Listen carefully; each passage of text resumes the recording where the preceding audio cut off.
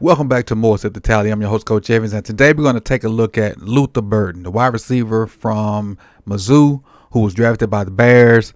Now, Luther Burden, all throughout the draft process, the pre-draft process, was projected to be like a first-round pick. One of the better receivers in the draft.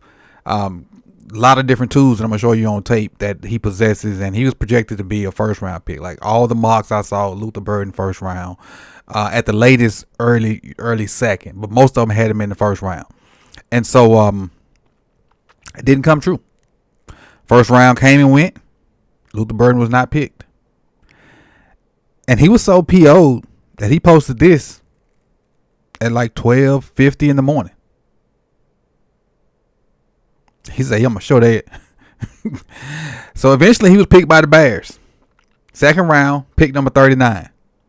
And him going to the Bears with the receivers that they already have, with the running back that they already have, with the rebuilt offensive line that they have, with the young Caleb as the quarterback, I think was a perfect fit, perfect match.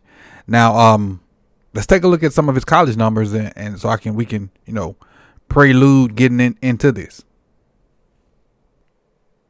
Now, in his 3 years at Missouri, as a freshman, 75 targets, 46 catches, 398 yards. Now last year, demon. Didn't have the production this year, but his stock rose off of his sophomore campaign, or his second year playing. I don't know if it was actually a sophomore year, but his second year actually playing at Missouri. 86 catches, 1,209 yards, 9 touchdowns. And I remember watching Missouri at the time, and they weren't the greatest, but I'm like, man, they got some receivers on that team. Burden and I forget the other cat's name, but they showed out. And then this past year, I guess with everybody, kind of taking notice like I did, they didn't have the same production. He had 61 catches for 676 yards and 6 touchdowns. So totally he had 21 touchdowns, 2,283 yards, and 193 catches in his 3 seasons playing at Mizzou. But when you look at what he can do, and you pair him with all the talent that Chicago has, I think this was a match made in heaven. Let's take a look at some clips from his days at Mizzou and see what he's going to bring to the Chicago Bears and that explosive offense in Chicago. Welcome back to More Sip the Tally. Roll that intro.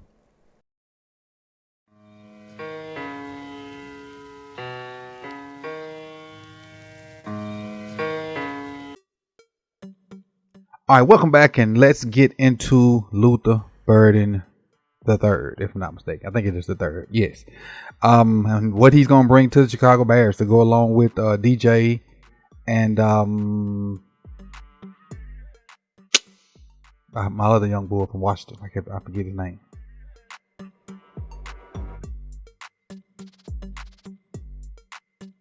Just getting open. You see him here just getting open. Get released with the safeties blitzing. My little out route. It's not there. Stay upfield. Give my quarterback an option. So he at this point, he throws his hands up. I don't know if he don't see 10 or he just disregards 10. I'll be like, boy, F you. I'm going to catch this ball anyway. But he throws his hands up. Cook sees it. Look at that. Great ball skills. 10 has no clue where this ball is. Burden does. Elite ball tracking. Elite ball tracking. At this point, 10 is just wailing. Like 10 fighting like, how some people just windmill when they fight. That's what 10 look like. Like he just windmilling. He ain't even looking at his target. He just windmilling and throwing blows, hoping to hit something. Well, you got scored on then, buddy. Let's go to the next one. I think he had to slide at the top. Yeah, to slide in the top. And he can play inside and outside. Inside and outside. This is versus South Carolina. We're going to snap it sometime today. Now, release ain't the greatest, but he ain't really pressing him either. Oh, because he off. The other guy's off. On. Gets a easy release. Too easy for the slot fade. Ball tracking. Ball tracking. Late hands. Watch these late hands. Hands can't get no later than that. Because a lot of DBs like to play through the hands. Well, you ain't give you no hands to play through. He caught it with his left hand, solo. And then finishes. You should be embarrassed. Who was it, 24? You should be embarrassed. I'm going to let it run full speed. Get release. Slide fade. Grab my right hand. I catch with my left. Throw you on by. Score. Easily. Easily. Do your dance, buddy. Do your dance. This is versus Oklahoma.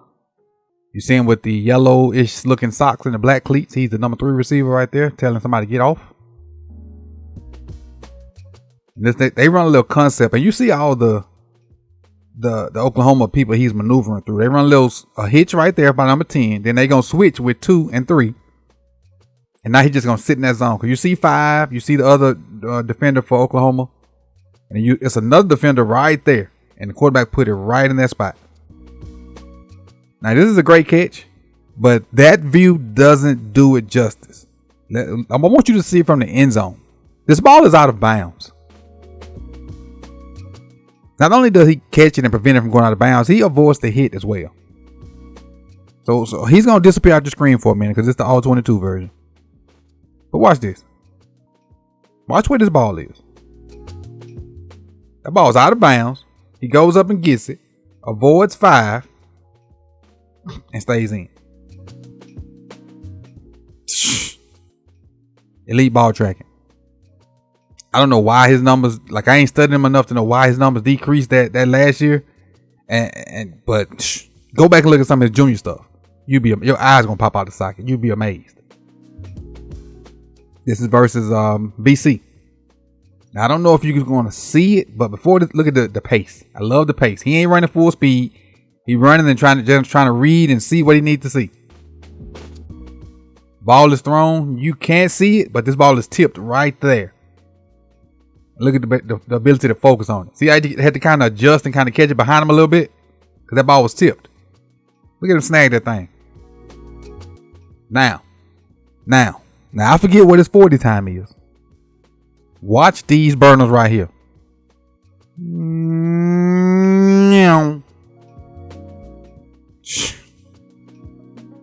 Boy, got some juice. And to go up there with all the weapons they already got in Chicago. In the backfield. Got him in the backfield. He lined up as the tailback. So if you put a linebacker on him in this situation, you screwed yourself. Just a little dump off in the flats. Making people miss. Still running. Look what it turned into. This is a 2-yard throw by the quarterback. If it's even 2 yards. The ball's on the 49. That's the 50 right there. It's a 2-yard throw. Maybe 1.5. And look what they got out of it. 10. 15, 20, 25, 30, 35, damn that 40 yards off a 2-yard throw. This is a good one too, I think. I think just the back shoulder one. I think. Little fade ball. And the release it looks the same every time. But he getting people with it. And he don't really try to put hands on him either, so I can't really say that's a good press release. He don't try to put hands on him. But the DB's in good position to get caught on. In good position to get caught on. That's what he's in. Good position to get caught on. Just looking from this angle. And you can see his ability to contort his body and go get, balls and just improve his catch radius. Look at that. And to hang on to it. Elite ball tracker, man. Elite ball tracker. We'll run two more. Versus Texas A&M. Funny story, and this is completely irrelevant with what we got going on. But one of the draft picks, I forget the team. It was the dude at the combine that was going back and forth with Chuck Smith, the edge rusher. That he knew the football. So anyway, wherever he was, somebody was training him or whatever, and they showed up with a Texas A&M shirt on. And he was so new to, to football and the college landscape in America. He asked them, "What is Texas ATM? What is that?" And as you see on the logo, ATM. So that's what made me think about that. I know it's irrelevant, but it is what it is. Go back to Luther Burden. I'm sorry. In the slot again, another slot fade. Again, the DB ain't in bad position. But again, the ability of him to go up in high point balls, to work his body, contort his body. He's an elite ball tracker, man. Elite. Again, I don't know why his numbers went down. But they didn't have as much success either. That's probably why. They didn't have much success. And once you put up that first year and they know you the guy, you kind of the focal point of the offense. So that may be why. Now look at this. Look, simple little stick concept. Simple. The edge got blitzes. Okay, I'm gonna turn around and show my numbers. Now watch this. Again, last time we talked about his yak ability. He caught the ball out the backfield and he was right at the 50. He at the 50 right now. 5. Oop, made you miss. 10. Oop, made you miss. 15. 20. Another 24 yards on a 3-yard throw. Who can't use a guy that can make people miss like that? Like what team will say no to a guy that you can just pop pass, or you can throw something quick to him, or you can throw a bubble to him and they can get you 30, 40 yards of yak consistently? I think he's going to fit in perfect with the Chicago Bears. Their offense has been completely revamped. They got all the tools. They just need good quarterback play. And I think Caleb is poised to do that with the new staff. Ben Johnson bringing some of the stuff he had from Detroit to Chicago. The NFC North was already tough with what Minnesota was able to do last year, with the Lions doing what they do, and with the Packers. Now, in my opinion, you got all 4 freaking teams that can play. All 4. So as much as I'm a AFC North homer because of the Ravens, the NFC North is probably the best division in football. All 4 of them teams good. I know the Bears just good on paper because of, they hadn't proven it yet. But the other 3 teams are really good.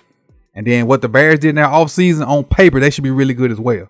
So the NFC North is going to be really, really interesting to look at, man. And I appreciate y'all for coming out. You could have been anywhere in the world, but you chose to be here with me.